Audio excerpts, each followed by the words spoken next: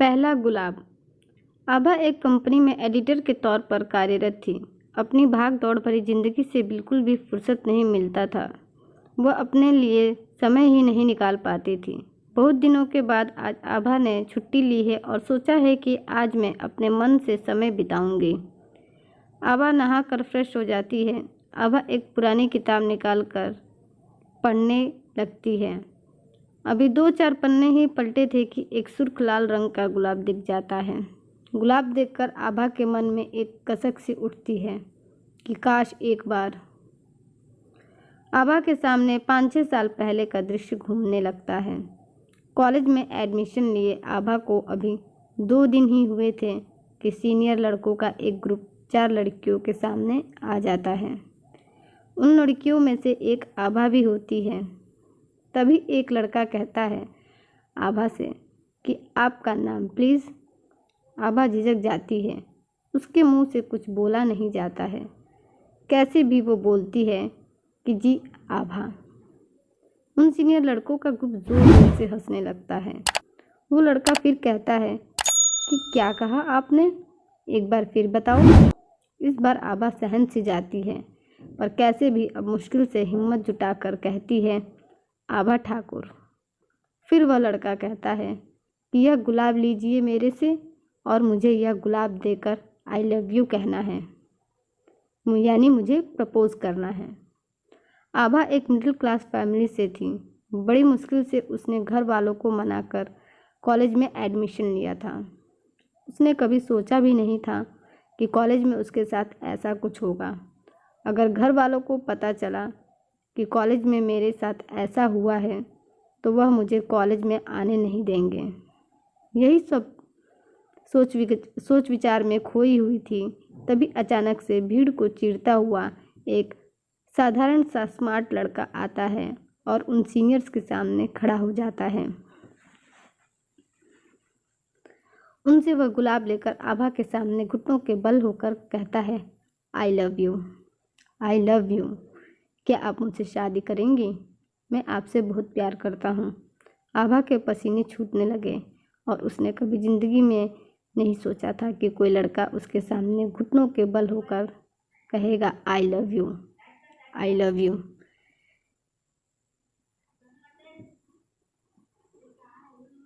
पल भर के लिए आभा के दिल की धड़कन तेज हो जाती है और उसकी सांसें रुक सी जाती हैं। वह कुछ समझ नहीं पाती है कि उसके साथ यह क्या हो रहा है। उसे यह सब एक सपने की तरह लगता है।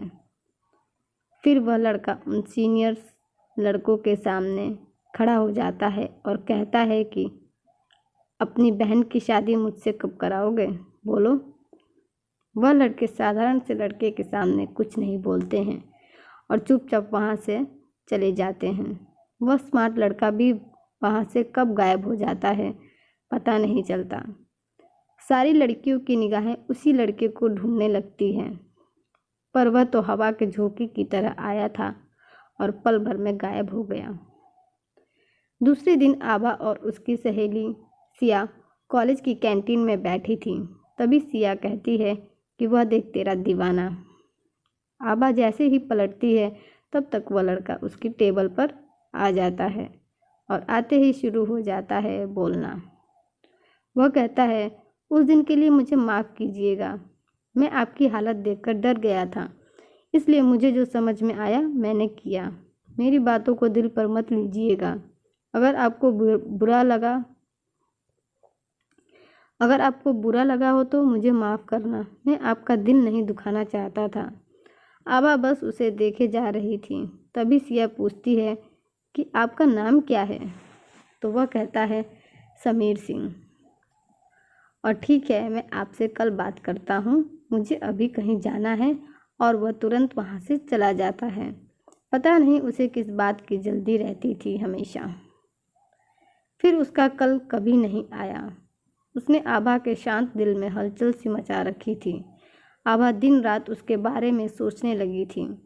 उसके कानों में उसके बोले हुए शब्द आई लव यू गूंज रहे थे। आभा उस गुलाब के फूल को अपनी किताब में बहुत सहेज कर रख लेती है, किसी अनमोल तोहफे की तरह। धीरे धीरे कॉलेज का आखिरी साल भी खत्म हो गया था, पर वह फिर कभी नहीं दिखा। वक्त के साथ उसकी यादें भी धूमिल होती गईं। उस गुलाब को वापस देखकर मानो सब कुछ जीवित हो गया था आभा के सामने। तभी डोरबेल की आवाज़ से आभा अपनी यादों से वापस आ जाती है और दरवाज़ा खोलती है तो देखती है कि सामने अमन है। अमन, आज आप जल्दी आ गए? अमन कहता है, तुम डिस्टर्ब हो गई क्या? आभा कहती है, नहीं, ऐसा नहीं है। अमन कहते हैं, तो फिर चलो, आज ऑफिस की एक पार्टी है, तुम भी साथ चलो। आभा कहती है कि आज नहीं, आप चले जाइए, आज मेरा कहीं जाने का बिल्कुल भी मन नहीं है। आज मैंने छुट्टी भी इसलिए ली है कि मैं थोड़ा समय घर पर बिता सकूं।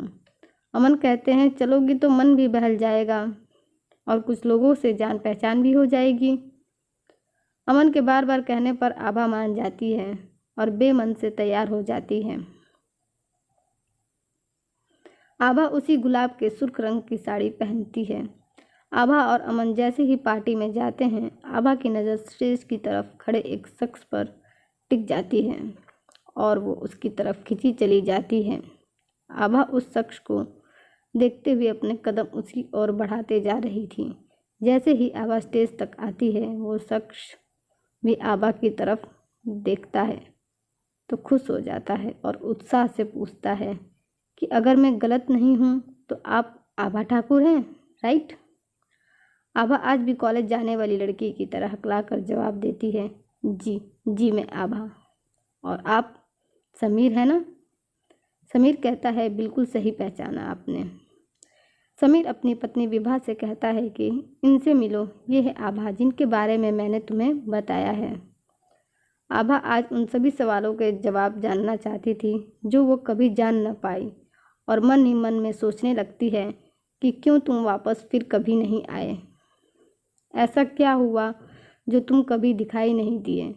इन्हीं सवालों के उलझन में आभा थी। तभी समीर कहता है कि मामा जी का एक्सीडेंट हो गया था, वो 3 महीने हॉस्पिटल में भर्ती थे, फिर उनका ट्रांसफ़र हो गया तो मुझे भी उनके साथ दूसरे शहर जाना पड़ा।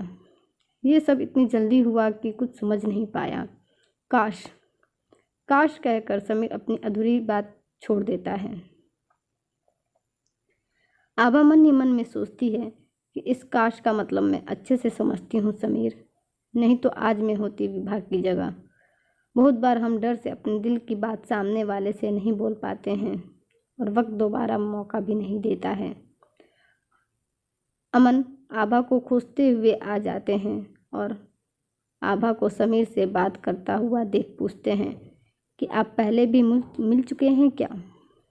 आभा कहती है, हाँ, एक बार कॉलेज फंक्शन में मिली थी इनसे। आभा उस छोटी सी मुलाकात को अभी भी अपने दिल से नहीं निकाल पाई थी। उस छोटी सी मुलाकात के बारे में कोई भी सुनेगा तो पागलपन ही कहेगा, पर पहली मुलाकात का वो पहला गुलाब आज भी आभा के साथ में था। पर यह पागलपन एक तरफा नहीं था। काश समय ने साथ दिया होता तो आज बात कुछ और होती। आज 2 प्यार करने वाले साथ होते। किसी ने सही कहा है, पहला प्यार हम कभी नहीं भूल पाते हैं।